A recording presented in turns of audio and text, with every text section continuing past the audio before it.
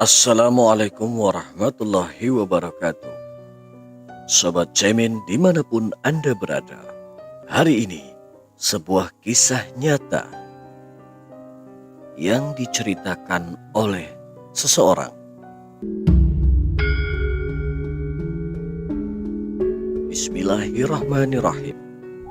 Sudah 5 tahun lamanya Karjo berdagang bakso di ibu kota. Dari 2015 lalu, ia dan sang istri memberanikan diri mengadu nasib di kota itu. Jauh-jauh dari Wonosari, mereka berdua hanya berbekal ilmu membuat bakso yang ia pelajari secara turun-temurun. Meski bekerja tak kenal lelah, hidup keduanya masih saja tak berubah. Mereka berdua tinggal di sepetak ruang sewaan, ruangan sebesar 3x4. Mereka melakukan segala sesuatunya seperti tidur, memasak jualannya, dan berkegiatan sehari-hari. Tiap subuh menjelang, keduanya bergegas pergi ke pasar untuk membeli bahan-bahan. Tak lama Pak Sutri itu kemudian membuat bakso dengan resep khas milik keluarganya. Pukul 6 pagi keduanya sudah siap untuk menjajakan bakso berkeliling kota. Ting, ting, ting. Begitu bunyi mangkok yang dipukul Karjo ketika menjajakan baksonya. Sang istri juga setia menemani langkah suaminya mencari nafkah. Bila siang hari tiba, keduanya akan berhenti di depan perkantoran di Jakarta Utara. Para karyawan akan berbondong-bondong antri membeli bakso buatan mereka yang lezat. Meski memiliki pelanggan, hasil jualan bakso mereka masih kurang untuk hidup sehari-hari. Kehidupannya 5 tahun di ibu kota masih saja melarat. Ditambah keduanya juga mencoba untuk memiliki momongan, tetapi tak kunjung datang. Mereka tak mampu untuk sekedar cek ke rumah sakit. Bosan dirundung kemiskinan, Karjo diam-diam mencari jalan pintas. Bukan ke arah kriminal, Karjo memilih untuk mempelajari ilmu hitam. Di desanya hal-hal klinik sudah jadi makanan sehari-hari. Ia juga tak berani tertangkap oleh polisi dan berakhir di penjara. Pencariannya berhenti ketika salah satu pelanggannya bercerita tentang klinik di desanya. Menurut penuturan lelaki asal Klaten itu, di desanya terdapat sebuah sendang yang memiliki energi gaib. Sendang adalah sebutan lain dari sebuah danau kecil di sebuah pedesaan. Banyak orang yang sudah terbukti memiliki kekayaan berlimpah ruah setelah bersemedi di sendang itu. Tak ingin membuang waktu, Karjo kemudian membeli 2 tiket bis menuju ke Klaten bersama istrinya. Sang istri pun menurut. Ia juga lelah hidup dalam kubangan kemiskinan. Keduanya sangat bersemangat menjemput kekayaan di sendang itu.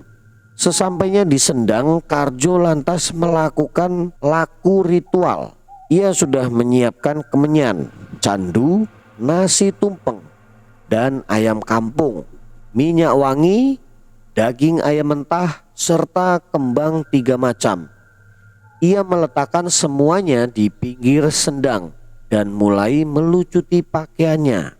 Sesaat kemudian Karjo masuk ke dalam sendang dan bersemedi di pinggir kolam. Konon katanya di sendang itu terdapat penunggu berupa bulus putih atau kura-kura berpunggung lunak.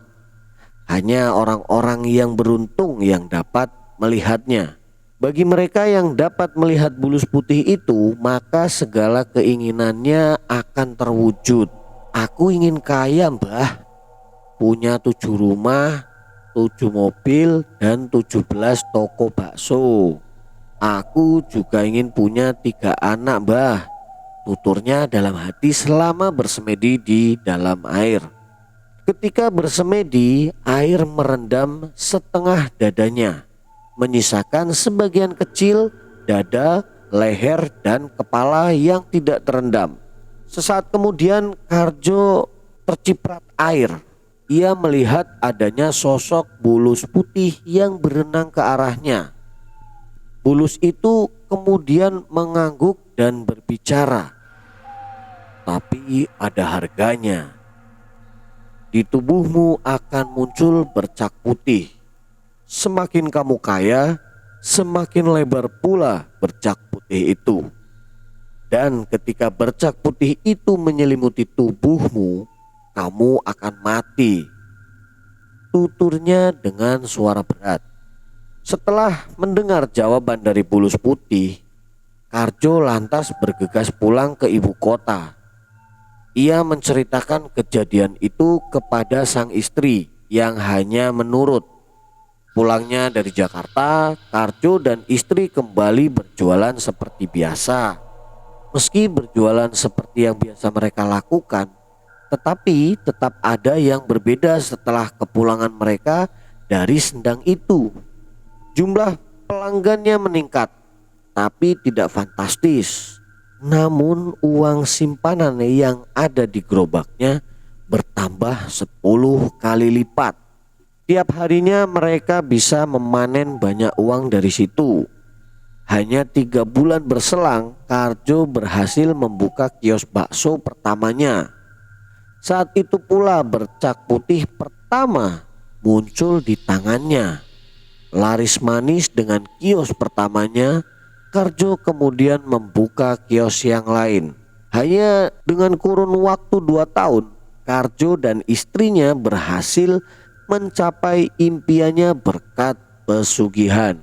Selama 2 tahun pula, bercak putih yang ada di tubuhnya kian melebar.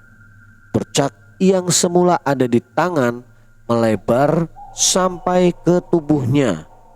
Hanya leher dan bagian kaki yang belum tertutupi oleh bercak itu. Bila ditanya, Karjo pun akan menjawab bahwa dirinya memiliki alergi parah. Sudah jadi jutawan, Karjo makin rakus. Dirinya ingin menambah bisnis untuk menambah kekayaannya. Ia berambisi untuk membangun pusat perbelanjaan di Jakarta Utara. Tetapi ia lupa akan perjanjian dengan si bulus putih. Begitu bercak memenuhi tubuhnya, ia akan mati. Bisnis malnya ternyata laris. Dirinya tambah kaya. Sejalan dengan itu, bercak yang ada di tubuhnya pun juga makin banyak. Kini hanya tinggal wajahnya yang belum tertutupi. 1 bulan kemudian, Karjo melihat perubahan di bercaknya. Sejalan dengan kekayaannya yang mengalir deras, bercaknya juga dengan cepat menutupi wajahnya. Ini sudah saatnya aku mati. Tolong rawat harta kita dengan baik, tuturnya kepada sang istri. Tak lama Karjo meninggal. Sepeninggalnya Karjo, sang istri pun melanjutkan bisnis suaminya. Walau sudah teliti menjalankan bisnis, nyatanya beragam usahanya bangkrut. Bukannya untung, ia malah buntung. Ia harus menjual seluruh asetnya untuk menutupi utang kepada investor. Sang istri pun kembali hidup melarat dengan ketiga anaknya yang memiliki wajah seperti bulus atau kura-kura. Sobat Jamin, jangan lupa like, komen, share, dan subscribe supaya channel ini semakin berkembang dan bisa senantiasa memberikan cerita-cerita misteri, cerita-cerita horor, cerita-cerita mistis yang bisa membuat bulu kuduk merinding.